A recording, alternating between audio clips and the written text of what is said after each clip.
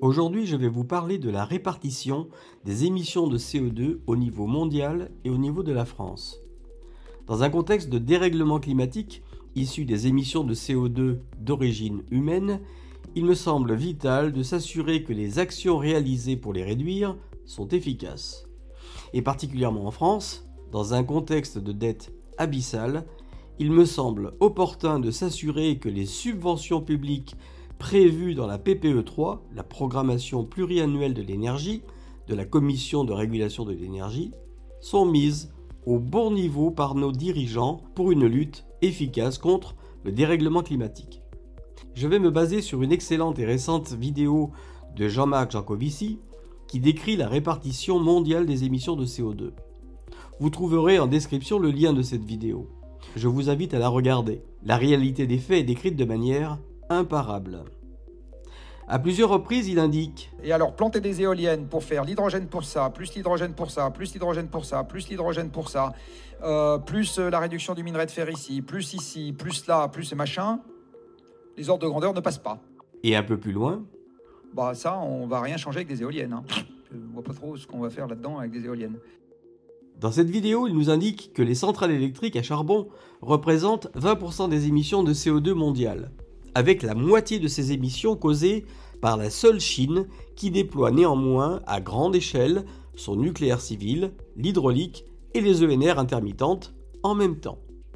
Pour réduire son impact carbone, la stratégie de la Chine est écologique et cohérente. Les centrales au gaz et au fioul représentent 7% des émissions mondiales. Les cimenteries pèsent pour 6%. L'industrie, hors poste d'électricité, pour 12%. Les chaudières des bâtiments, c'est 6% des émissions de CO2 mondiales. Le transport en général représente 14%, avec la répartition suivante: 6% pour les voitures, 4% pour les camions, 2% pour le transport maritime et seulement 2% pour l'aviation. Il est intéressant de souligner le slogan martelé sur l'aviation qui consiste à le présenter comme le responsable du réchauffement climatique alors qu'il ne représente que 2% des émissions mondiales. Rappelez-vous Madame la maire EELV de Poitiers qui disait en 2021 « L'aérien c'est triste, mais ne doit plus faire partie des rêves d'enfants aujourd'hui. » L'objectif est de clairement modeler les croyances des enfants à des fins idéologiques malgré les faits. Le combat de la réalité des faits contre la vérité des dogmes enseignés aux enfants date du siècle des Lumières. C'est manifestement toujours le cas. L'agriculture compte pour 20% des émissions mondiales de CO2 entre l'élevage et la culture. La déforestation rendue nécessaire pour l'élevage et la culture représente 10% des émissions mondiales. Et il reste un reliquat de 5% pour diverses activités humaines. Si on fait le bilan de cette répartition des émissions de CO2 mondiales, l'énergie représente 65%. Et dans cette rubrique, la production d'électricité représente 27% des émissions de CO2 mondiales. On comprend alors que les pays qui ont une part importante de moyens de production carbonés, charbon, gaz et fioul, investissent dans les moyens de production bas carbone pour réduire significativement leurs émissions. C'est écologique et cohérent. Les 35% des émissions restantes ne sont pas du domaine de l'énergie. Regardons la France maintenant. Son mix électrique est à 97% très bas carbone depuis le siècle dernier. En misant sur un parc nucléaire et hydraulique, deux moyens de production en plus d'être très bas carbone, qui sont sûrs, pilotables, sans blackout depuis le 19 décembre 1978, date du démarrage du parc nucléaire français, et économiquement rentables en même temps. Les résultats depuis 45 ans le prouvent. C'est donc en France, les émissions de CO2 induites par la production électrique sont quasiment nulles. Si on remet en perspective les émissions de CO2 françaises des autres postes, la répartition devient alors totalement différente.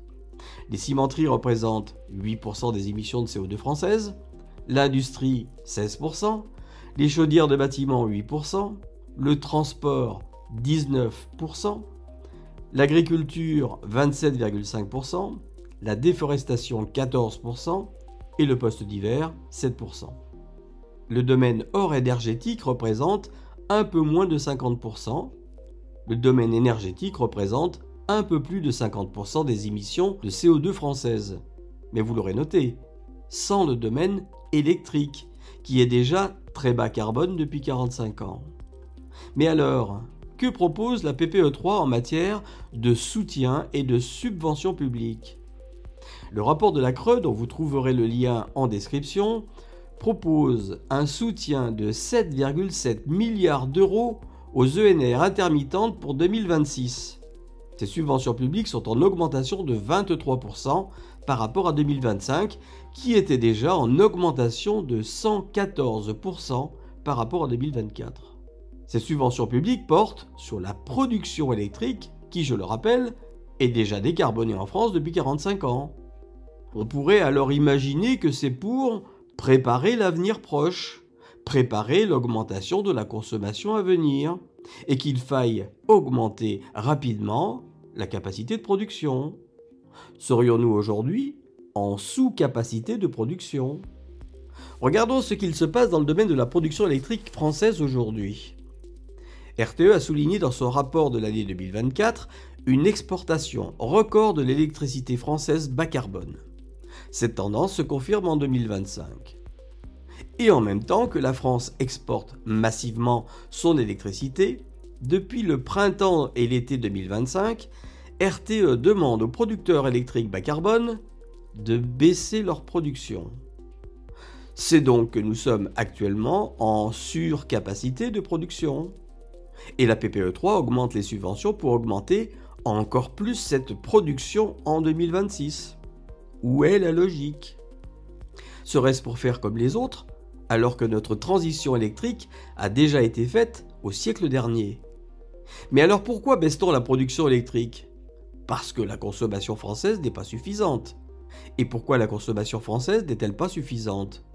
Parce qu'on subventionne les moyens de production intermittents sans subventionner la transition énergétique, qui devrait transférer les usages carbonés en électricité bas carbone. Quelle est l'ampleur des baisses de charges des moyens de production bas carbone? À titre d'exemple, sur la journée du vendredi 13 juin 2025, la production nucléaire a baissé de 6,7 gigawatts, l'équivalent de 7 réacteurs nucléaires. La production hydraulique a baissé de 3,4 gigawatts. La production solaire a baissé de 4,4 gigawatts. La production éolienne a baissé de 0,9 gigawatts. Pour un total de 15 gigawatts de baisse de production bas carbone, l'équivalent de 30% de la consommation au moment de la baisse. Cette journée est-elle un cas isolé? Dans son bilan à mi-année 2025, dont vous trouverez le lien en description, RTE indique, je cite, « Sur les 6 premiers mois de 2025, les écrêtements de production renouvelable pendant les périodes de prix spot négatifs ont augmenté, passant de 1,1 TWh au premier semestre 2024 pour l'éolien et le solaire combiné à 2 TWh au premier semestre 2025, sans compter les baisses de charges nucléaires et hydrauliques. C'est près du double en un an. Et que propose la PPE3? De subventionner encore plus cette surproduction. Au passage, contrairement à la production nucléaire et hydraulique, non seulement la PPE3 prévoit des subventions aux producteurs éoliens et solaires pour l'implantation de moyens de production, et en plus, ils sont indemnisés du manque à gagner quand on leur demande de baisser la charge. Autrement dit, la PPE subventionne l'implantation de moyens de production qui ne procurent aucun gain sur les émissions de CO2 en France et dont on baisse la production périodiquement parce que nous sommes toujours en surcapacité de production. La PPE3 ne contribue toujours pas à subventionner la transition énergétique pour le transfert des usages carbonés sur notre électricité très bas carbone depuis 45 ans. En fait, on plante des éoliennes et des panneaux photovoltaïques chinois. Plutôt que faire du vert, quand allons-nous faire de l'écologie pour une transition énergétique écologique ?